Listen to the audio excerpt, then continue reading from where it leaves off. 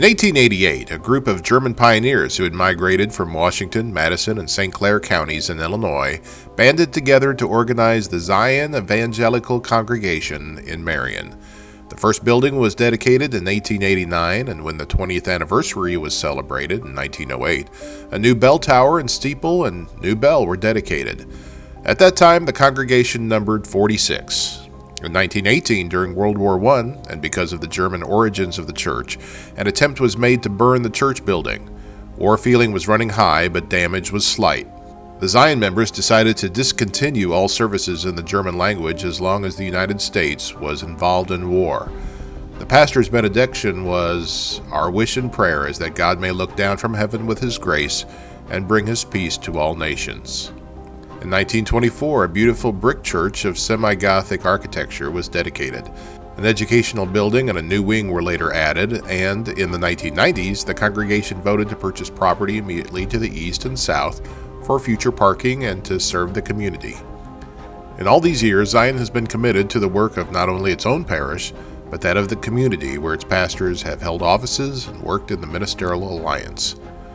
On Easter 2020, current Zion United Church of Christ pastor John Holst took to Facebook for a somber ringing of the Easter bells during the early days of the COVID-19 pandemic. Well, good morning, friends. Happy Easter.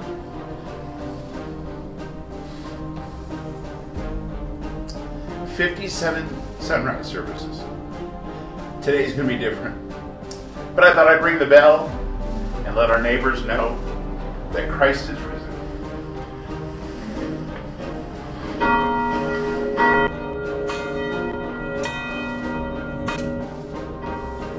While the sanctuary doors remained closed for a time, the church continued to reach out to its members and also to the public during a difficult year.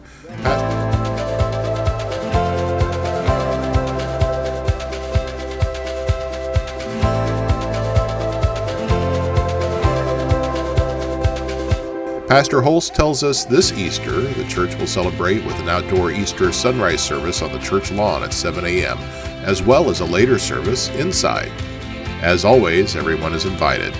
Pastor Holst also tells us that he plans to video others ringing the bells this Easter, and he'll make sure they have big smiles on their faces for Resurrection Sunday. As always, special thanks to Sam Latuka and the Marion, Illinois Historic Preservation website for their background information and photos, and to Arcadia Wealth Group for their continued support of Turning Back Time. Reporting for the Marion Star Live, I'm Bill Swinford.